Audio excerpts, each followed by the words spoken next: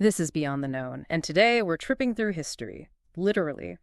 Join us as we decode how magic mushrooms may have inspired Santa, guided shamans, sparked spiritual revolutions, and possibly influenced the human evolution.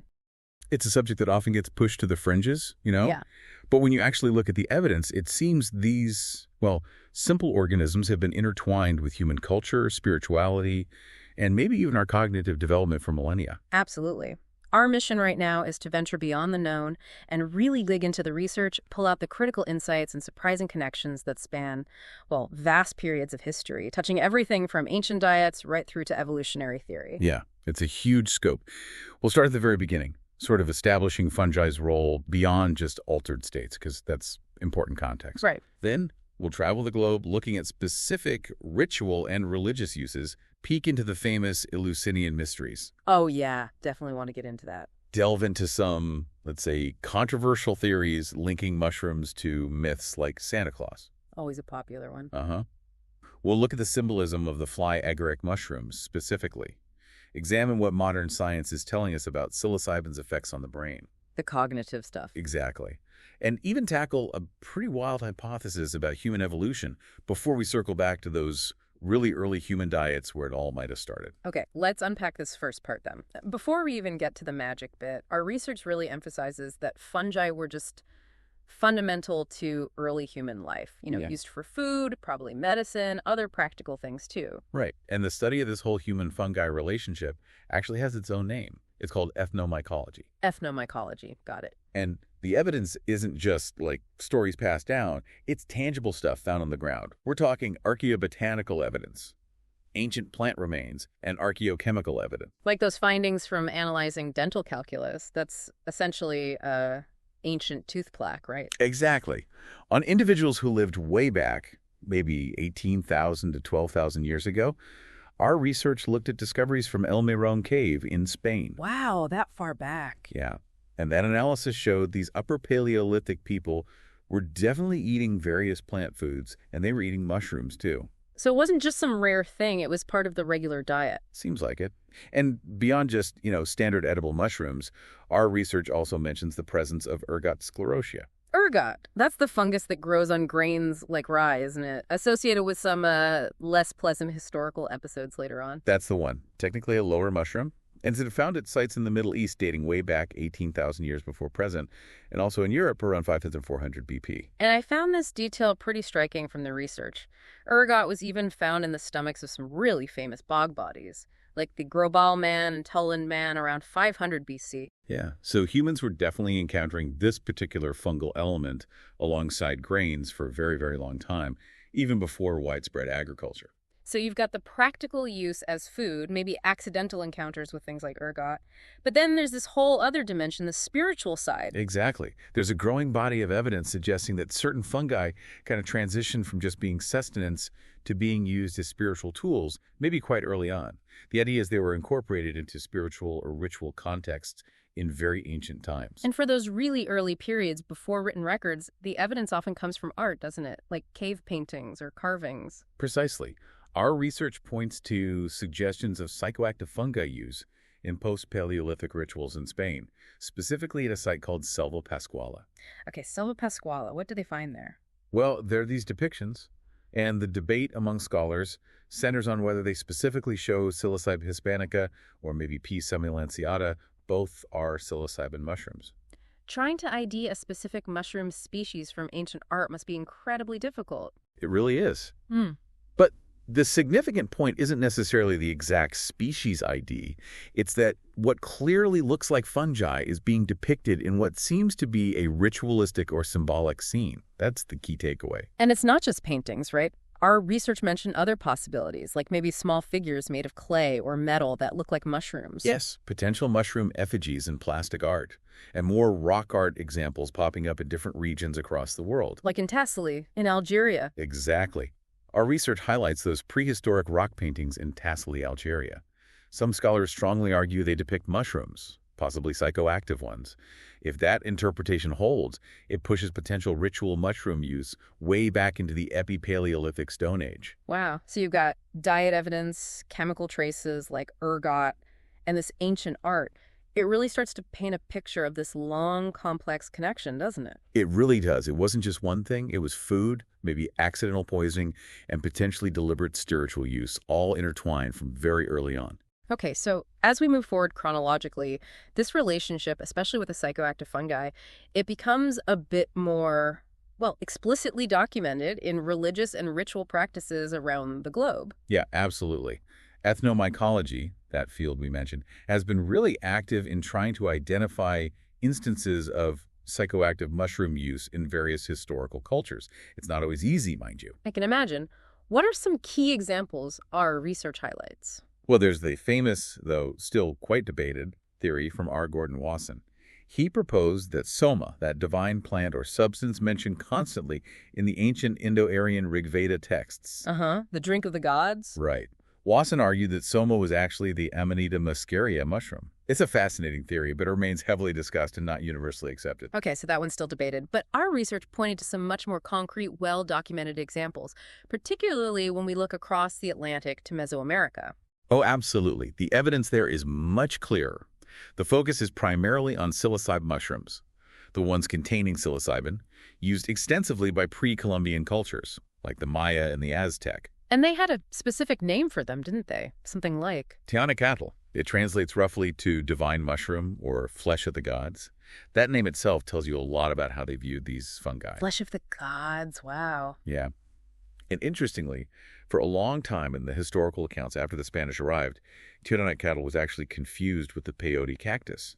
They weren't always distinguished properly by early chroniclers. And speaking of the Spanish conquest, that had a huge impact on these practices, didn't it? Massive. The Catholic Church saw the ritual use of these mushrooms as, well, pagan idolatry, maybe even a form of devil worship or like a dark parody of the Holy Communion. So they actively tried to suppress it. But did they succeed completely? Not entirely. Our research indicates that despite this intense suppression, the use survived, often hidden away in remote, mountainous regions where Spanish control was weaker. So where do we still see evidence of these traditional practices? Well-documented traditional religious use involving mushrooms continues, or at least has been documented in modern times, among various indigenous groups, primarily in Oaxaca, Mexico. We're talking about the Mazatec, the Chinantec, Chatino, Zapotec, Mixtec peoples. That's quite a few groups just in Oaxaca. It is. And also potentially among the Nahua people elsewhere in Mexico, maybe the Otomi of Puebla, the Tarascana of Michoacan, and there's even potential modern use noted among groups like the Chol and Lacandon Maya further south. And our research included that incredible quote from Maria Sabina, the Mazatec curandera, the shaman or wisdom keeper who became quite famous in the mid-20th century. Ah, yes, her words are incredibly powerful. She referred to the mushrooms as saint children, los niños santos. She said they gave her wisdom and language, allowing her to access what she called the principal ones. She described them as a kind of sacred book of language. A sacred book of language. Yeah. It really conveys the depth of that spiritual connection, doesn't it? It wasn't just about tripping. Not at all. And it's worth remembering, as our research points out, that indigenous use wasn't solely focused on, say, healing physical ailments, though that was certainly part of it. Right. These plant medicines were often central to community bonding, sacred ceremonies sometimes used in palliative care, for exploring consciousness, maybe fostering creativity, and sometimes probably just for hedonistic purposes too. But a recurring theme was often about restoring balance for an individual or for the community as a whole. Okay, so that's Mesoamerica. Now, if we shift focus across the globe again, our research details really extensive documentation of amanitamuscaria, use that red and white mushroom, but this time in Siberian shamanistic cultures. Yes. This spans a vast geographic area, from the Lapps or Sami people in Scandinavia, all the way across Siberia to the Chukchi and Koryak peoples near the Bering Strait. It's fascinating to compare the context there with Mesoamerica. Our research highlighted some key differences. Definitely.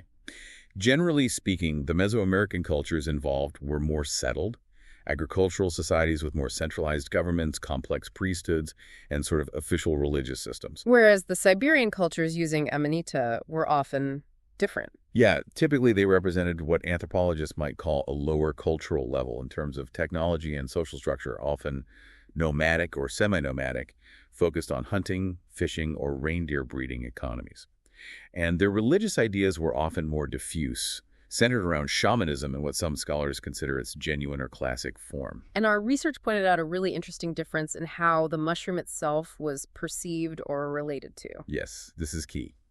In Mesoamerica, the psilocybe mushrooms were often seen as inherently divine or a direct manifestation of the divine. The belief was often that the mushrooms themselves spoke directly to the shaman or the individual consuming them. Okay, the mushroom is the divine messenger. Kind of, yeah. Whereas in Siberia, the amanitamuscaria seems to have been regarded differently, more like a powerful tool, an ally, or a spirit helper used by the shaman. The mushroom helped the shaman call forth other spirits, and then the shaman would speak with those spirits. Ah, so it's a subtle but important distinction. The mushroom as the source versus the mushroom as the vehicle or key. Exactly. That difference in the perceived nature of the relationship is quite insightful. And another point our research made was about the geographic spread. Right. The Mesoamerican psilocybe use, while significant, seems to have been more concentrated in specific regions like Oaxaca, but the amanitamuscaria use across Siberia and northern Eurasia was incredibly widespread, covering this huge territory. And that widespread use likely contributed to certain cultural similarities observed across that vast area. Okay, this is fascinating stuff. Let's zoom in now on one particularly influential and very mysterious ancient tradition that's long been linked, hypothetically at least, to psychedelics. The Eleusinian Mysteries. Ah, yes, Eleusis. These were incredibly important secret initiation rituals held annually in ancient Greece at the sanctuary of Demeter in Eleusis, which isn't far from Athens. And they weren't just some flash in the pan, were they? Our research notes their incredible longevity. Remarkable endurance. They lasted for roughly 2,000 years. Think about that. From about 1500 BC all the way up to the 4th century AD, when they were finally suppressed. 2 millennia. And the absolute core feature was secrecy. Total secrecy. Yeah. Participants, the initiates, were sworn to silence on pain of death. And this wasn't just a religious taboo. It was enforced by the Greek state itself. Revealing what happened inside the telesterion, the main hall, was a capital offense. So you have this incredibly profound, potentially life-changing experience that attracted people for centuries, shrouded in absolute secrecy. What does the research suggest might have been going on? What was the source of its power? Well, the main hypothesis revolves around the kykeon. This was a special beverage, a sacrament, that the initiates consumed during the climactic part of the ritual. The kykeon. And the theory is... The theory, championed by people like Wasson, Albert Hoffman, and Carl Ruck, is that the kykeon wasn't just barley water and mint. They proposed it contained psychoactive substances, maybe derived from ergot fungus growing on the barley, or perhaps other psychoactive plants were added. But proving this scientifically has been problematic. Extremely problematic. Yeah. And this is a really frustrating detail noted in our research. When archaeologists excavated the sanctuary, they found ancient chalices, potential kykeon cups. But for conservation purposes at the time, they were thoroughly cleaned. Oh, no. So any residue, any chemical trace that might have been inside? Gone. Wiped clean.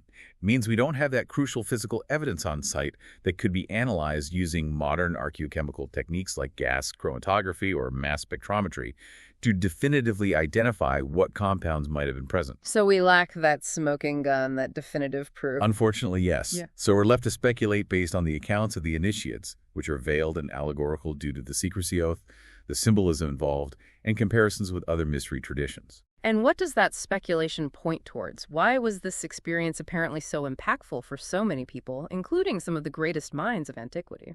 Well, a central theme in many mystery traditions, including likely Eleusis, is the concept of death and rebirth.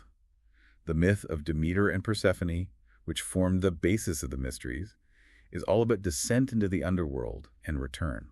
So the idea is that the initiates perhaps experienced a kind of symbolic death and spiritual rebirth. That's the prevailing thought, that the kykeon, whatever it contained, induced a powerful psychological experience that felt like confronting mortality, descending into darkness, and emerging reborn, initiated into a deeper understanding of life and death. Our research drew parallels to the Dionysian Mysteries too, didn't it? Where the goal was enthusiasmos, becoming one with the god. Exactly. That sense of dissolving boundaries, of ego dissolution, becoming one with the divine, with the fellow worshippers, maybe even with the cosmos itself. That kind of boundary-dissolving experience is often described by people who take psychedelics today. The research even mentioned a potential parallel with the transformative experiences described in early Christianity, that profound personal encounter with mortality and a felt sense of dying to an old self and being reborn into a new identity, a new understanding. It suggests a shared human potential for these kinds of deeply transformative, perhaps chemically induced religious experiences. And it's interesting, our research also noted that around the same time the Christian Gospels were being written, in the 1st century AD, there was a Greek physician and botanist named Dioscorides. Yes, Dioscorides.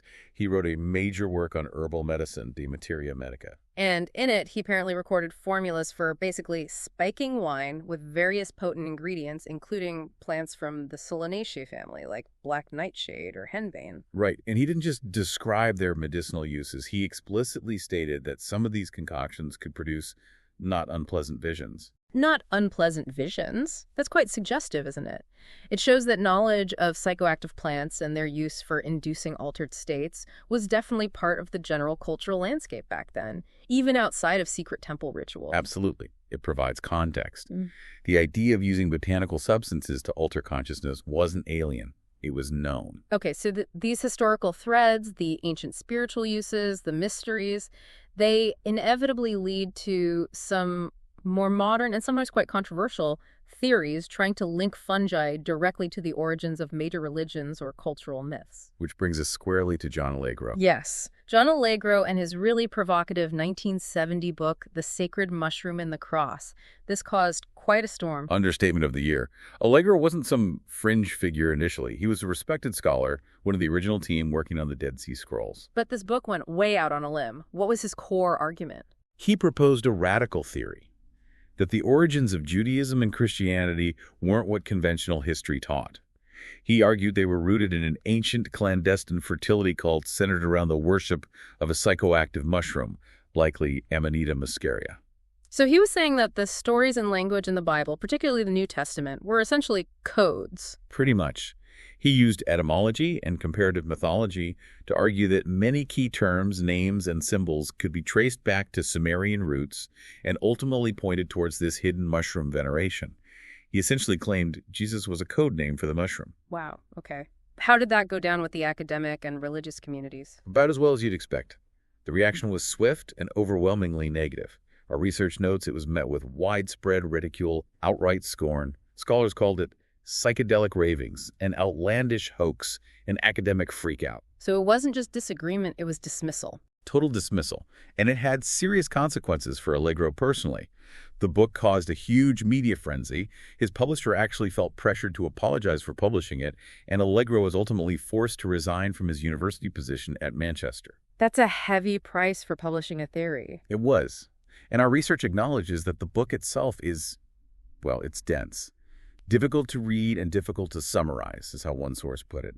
It relies on complex linguistic arguments, cross-cultural comparisons, and layers of association that are hard for non-specialists, and even many specialists, to follow or evaluate. But it's interesting that despite the academic fallout, his ideas didn't completely vanish. Our research mentions that Terencemckenna, who we'll get to later. Right. McKenna cited Allegro's claims, particularly the idea linking psychoactive fungi, maybe amanita, to the origins or hidden meaning of the Christian Eucharist, the communion ritual. So the idea echoed in certain countercultural circles. Okay, sticking with controversial theories and amanitamuscaria, let's pivot to a much more lighthearted but still debated cultural connection, Santa Claus. Ah, yes. The Santa shaman theory. This is a much written about subject, as our research puts it. It pops up online every Christmas. What's the proposed link? The theory connects the modern imagery of Santa Claus back to those Siberian shamanic traditions we discussed earlier, specifically their use of amanitamuscaria. And the main parallel is the suit. That's the most obvious visual link people draw. Santa's iconic red suit with white trim or spots. It looks strikingly similar to the amanitamuscaria mushroom itself, that bright red cap with white patches or remnants of the universal veil. Okay, visually you can see that. And, as we noted, shamans in Lapland, the region covering northern Finland, Sweden, the Norway, and parts of Russia, part of that broader Siberian northern Eurasian cultural sphere, did historically use amanitamuscaria in their rituals. Are there other proposed connections, like reindeer, chimneys? Yes. Proponents of the theory point to other potential links. Reindeer are central to the cultures of that region and are known to eat amanitamuscaria themselves. Some suggest the flying reindeer myth relates to the mushrooms' effects, and the idea of Santa coming down the chimney might relate to Siberian yurts or tents where the main entrance could be snowed in during winter, making the smoke hole in the roof the only way in or out. Interesting. How seriously is this taken? Well, our research points out that ethnomycology, following Wasson's lead, has explored many potential connections between cultural motifs and psychoactive mushrooms. But it also cautions that these attempts come with various ranges of credibility. So the Santa connection is more in the realm of fascinating speculation. Largely, yes. It's a fun theory, it makes for great articles, but it's generally considered a speculative interpretation of overlapping cultural symbols rather than a proven historical lineage. It remains a persistent, kind of charming cultural echo, though. Okay. Since we keep coming back to amanitamuscaria, let's spend a moment focusing specifically on the symbolism associated with this particular mushroom, the red fly agaric. Good idea. It's probably one of the most iconic mushrooms in the world. Visually, instantly recognizable, that fairy tale mushroom look. And its common name, fly agaric, reflects its historical use. Right, exactly. It was traditionally used, often mixed with milk, as a poison to kill flies, hence fly agaric. But its psychoactive effects are different from its deadly relatives in the Amanita genus, like the death cap or destroying angel. Very different, thankfully. Its effects come primarily from isoxazole compounds, mainly ibotenic acid, and its decarboxylated product, muscimol. Muscimol is the main psychoactive agent acting on GABA receptors in the brain. There's also muscarine present, but typically not in high enough quantities to be the main driver of the central psychoactive effects, though it can contribute to some physical side effects. Now, our research, particularly citing the work of Italian ethnomycologist Giorgio Samarini, dives into potential symbolism found in ancient art and artifacts that might relate specifically to amanitamuscaria. Yes, Samarini has done extensive work looking for mushroom representations. He suggests that some images in rock art, which might previously have been interpreted as, say, lances or shields, could actually be stylized depictions of amanitamuscaria. Are there specific examples? He points to rock engravings from a site called Abbey in Bohuslän, Sweden, dated to perhaps 1100 BC. One engraving shows a figure, possibly anthropomorphic, holding what looks very much like this mushroom emblem. Holding the mushroom. Interesting. And there's another example mentioned, the mushroom motif appearing right at the center of a boat depicted on bronze razors found in Danish archaeological sites, possibly from around the same Bronze Age period. A mushroom on a boat razor. What kind of symbolism is suggested there? Well, the research describes certain details in these depictions that might be significant. For instance, sometimes there's a raid decoration shown on the cap, which Samarini interprets as possibly indicating energy or power radiating from the mushroom. Okay. Another detail noted is sometimes a depiction of a hollow inside the stem, which is actually characteristic of a fully ripened amanitamuscaria. So it suggests careful observation by the artists. And our research also mentioned something about megalithic sites, stone structures. Yes, these fascinating structures called kudakalu, or umbrella stones, found at megalithic sites in southern India. They look remarkably like stylized mushrooms. In India, but also in Europe. That's the intriguing part. Mm. Similar mushroom-like stone forms have been noted in European megalithic contexts as well. The surprising similarities between these geographically distant cultures, despite potentially large chronological differences, really underscore, as the research suggests, the need for more focused ethnomycological investigation into European megalithic monuments. Like Stonehenge. Does Stonehenge have mushroom connections? Well, the research notes in passing that Stonehenge itself features some mushroom shapes, engravings, or carvings. It's not a mainstream interpretation, but it highlights this potential avenue for research, looking at these ancient stone structures through an ethnomycological lens. Okay, let's shift gears now. We've talked a lot about history, symbolism, ancient use. Let's bring things into the modern scientific era and look at what researchers are actually learning about the cognitive and emotional effects of psilocybin, the main compound in magic mushrooms. Right. There's been a real resurgence in research in recent years. Our research included findings from a fairly comprehensive systematic review that looked at psilocybin's impact on cognitive function. A systematic review. So that pulls together data from multiple studies. Exactly. This one examined 20 different studies involving almost 3,000 participants. Most were healthy volunteers taking what would be considered macrodoses, not microdoses. And what were the top-level findings regarding general thinking abilities? For the most part, in healthy individuals, Overall, global cognitive function and basic processing speed didn't seem to change much after a psilocybin experience. They stayed largely unchanged.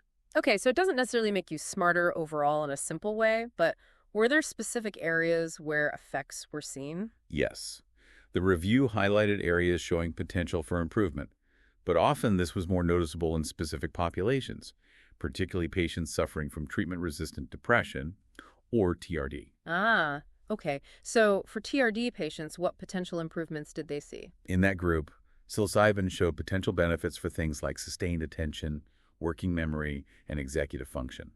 Those higher-level skills like planning, flexibility, and decision-making. Interesting. What about emotional effects? That's often talked about with psilocybin. Definitely. Emotional processing was notably affected, generally in a positive direction according to this review. Psilocybin seemed to enhance a positive emotional bias, kind of like seeing the good more easily, and improve the ability to recognize emotional expressions in others.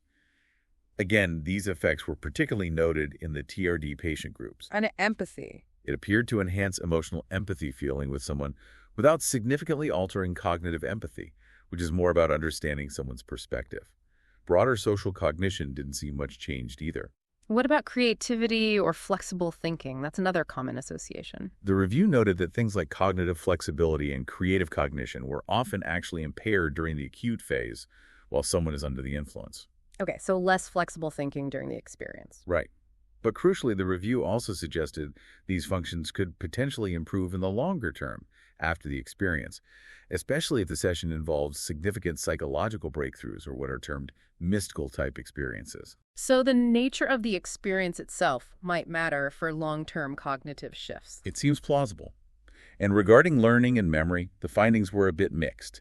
Psilocybin showed some promise for improving specific types of learning, like making semantic associations or associative learning tasks. But not general memory, like remembering lists or events. Effects on standard episodic memory, remembering events, and verbal memory seemed less pronounced compared to some other substances that researchers have studied. Our research also made a point of distinguishing between acute effects, what happens during the psilocybin session, and post-acute effects observed later on. Yes, that's a critical distinction. For example, with executive function, performance on tasks measuring those skills actually showed a dose-dependent decrease during the acute phase.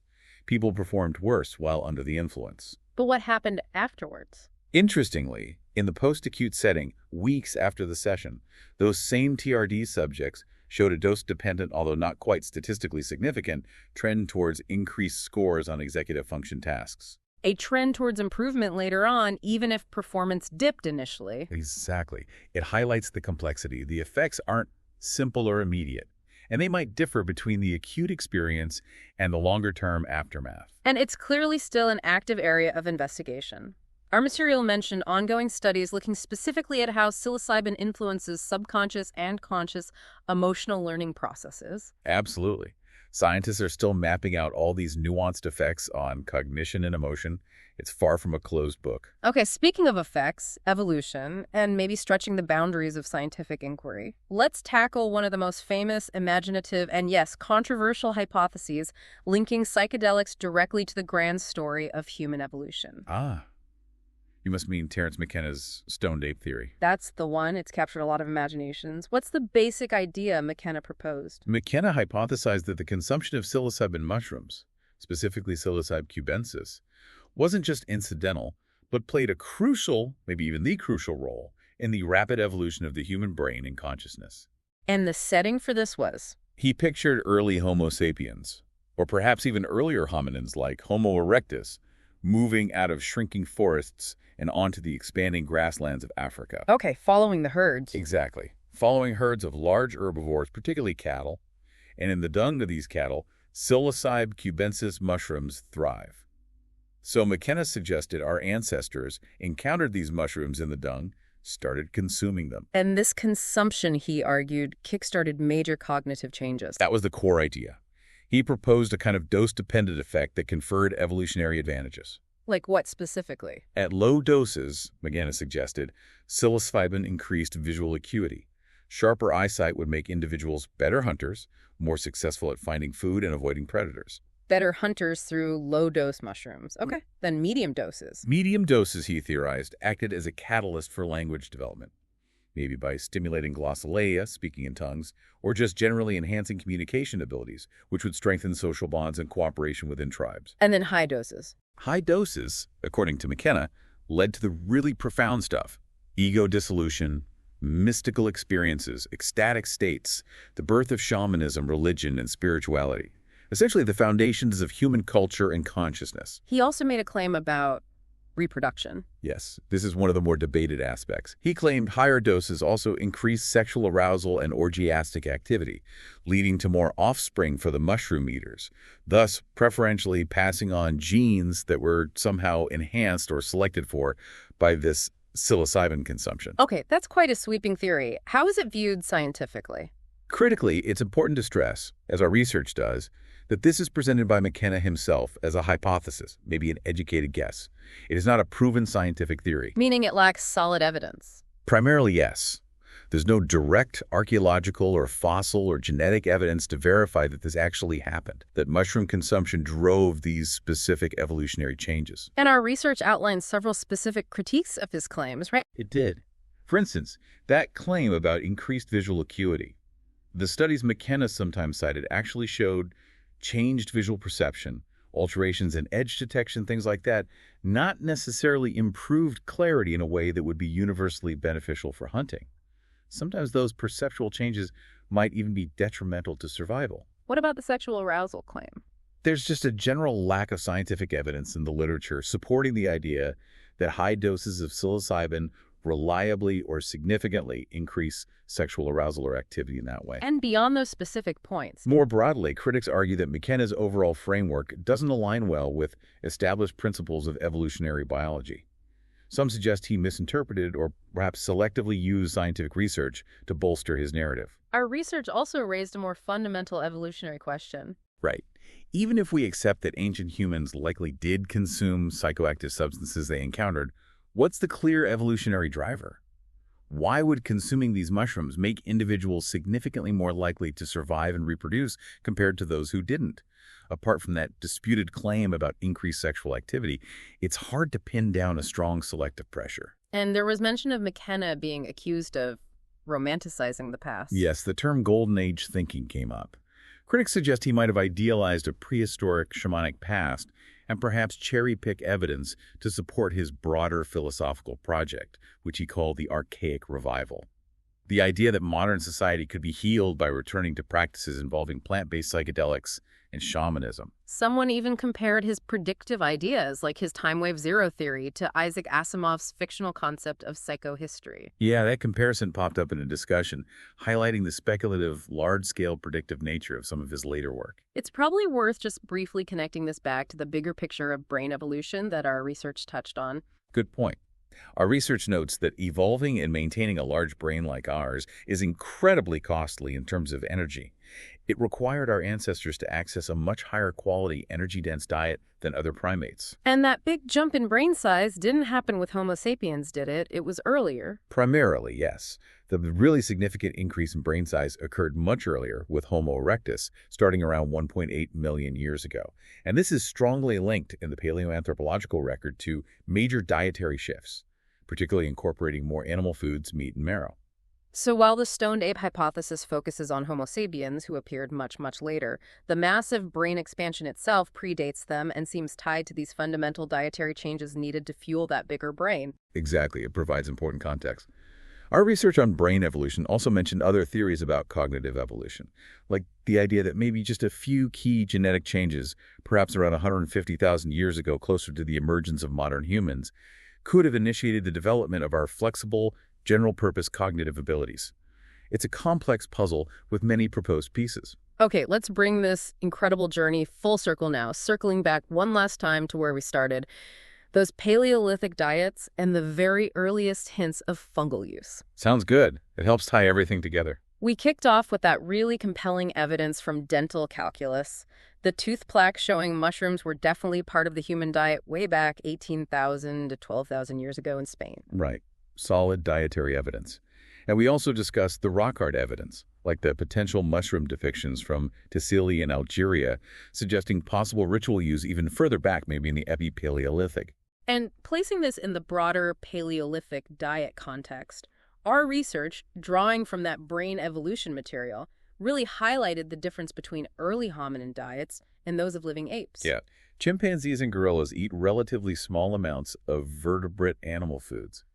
It suggests acquiring significant amounts of meat was a real challenge for early hominins, but one they eventually overcame. Evidence like dental microwear patterns and carbon isotopes suggest that even earlier hominins, like the Australopithecines, had varied diets. Lots of plants, some tougher items, maybe some insects or scavenged meat, possibly using simple tools for things like termite fishing. But that contrasts sharply with the much higher quality diet, more calories, more nutrients per mouthful, that was apparently necessary to fuel the larger brains of later Homo species like Erectus and eventually us, sapiens. And thinking specifically about the types of fungi early humans might have encountered, our research mentions species like Psilocybe hispanica being found in horse manure. And Psilocybe semilanceata, the liberty cap, also has a preference for manured grasslands. Which potentially links these specific psychoactive species directly to the kinds of environments where early humans would have lived alongside herds of animals, possibly reflected in some of that rock art like at Selva Pasquale. It's a plausible ecological connection.